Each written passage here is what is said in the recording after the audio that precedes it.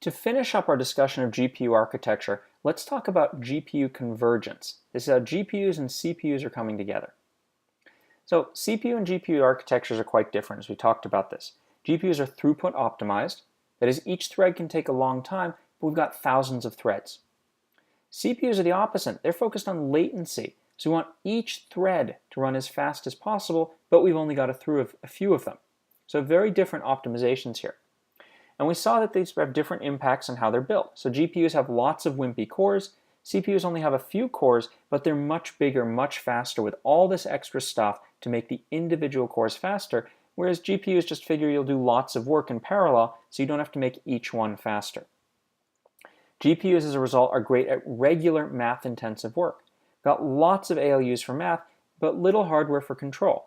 So if you're doing something with lots of instruction divergence or lots of branches or jumps, GPUs aren't great. They don't handle threads doing different things well, and they don't have branch predictors to figure out where you're going. CPUs, on the other hand, are excellent for that. They have lots of branch predictors, lots of caches. Each thread can run really fast and do its own thing. But if you want to do lots and lots of math, they don't have a lot of ALUs. So there's only a few threads on there, and you can't do huge numbers of math operations at once. So we have something going on today with sort of convergence. We're going from CPUs with a few cores running fast and GPUs with lots of cores running slowly, and they're moving towards each other. CPUs are looking more like GPUs, more cores, more threads per cores, and even more memory controllers to get higher bandwidth off chip. GPUs are doing the same thing. They're moving towards CPUs. So they're getting caches, the ability to use function pointers. So function pointers are really important for object-oriented code, but the first few generations of GPUs didn't support them, or multiple stuff at the same time. So the first few generations of GPUs can only run one program at a time. Now they support multiple programs at once, and this is really important if you're going to use them for more than just numeric calculations. So where are we going to the future? How are these things coming together? So let's take a look at this here. Here's an Intel processor and an AMD GPU.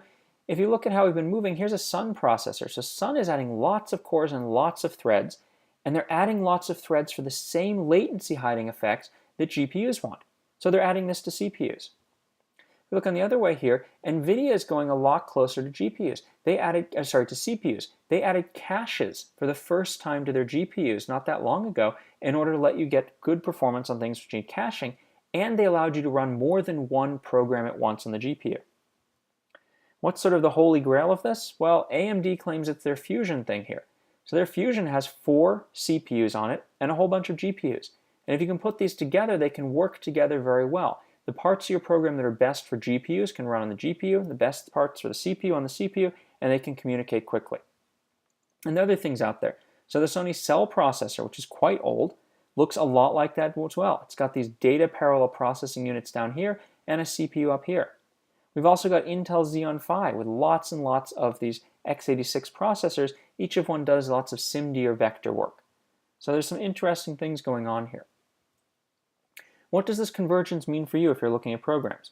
Well, let's answer these two questions. Why are CPUs moving towards GPUs, and why are GPUs moving towards CPUs? So CPUs are moving towards GPUs because they can't keep scaling. You can't make a processor that goes up to 8 gigahertz. We just can't make it energy efficiently. So because we can't do that, what do? Well, we make it run more things in parallel. That's why we have more cores. So this is driven by power and complexity.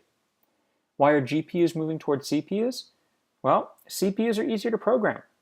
If GPUs can trade off some of their efficiency for flexibility, they can make it a lot easier for people to use them and sell a lot more units. So you can afford this increased complexity because GPUs are a lot simpler. What are the conclusions for this if you're writing code? If your algorithm runs well in a GPU today, it'll continue to run well in the future. And basically what that means, if your program does run well in a GPU today, it's embarrassingly parallel, it has very little synchronization, it's just a perfect parallel program. So of course it'll run well in the future. However, if your algorithm does not run well on a GPU today, it may run better in the future, but it's unlikely to scale easily in the long run. So if you really just need, a little more cache, then yeah, GPUs are going to get a little more cache in the future. But if you need a little more cache, that means in the long run you're having data locality problems.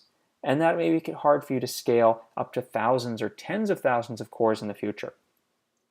Basically, the longer you wait, the easier GPUs will be to program. So if you're thinking about jumping into GPU programming now, you should probably put it off as long as you can because the tools get better and the hardware gets better. The longer you wait, the easier it'll be. So the other thing here is that GPUs aren't really the future. And we're going to cover this in just a minute, but while GPUs are exciting, they represent a bigger thing that's going on.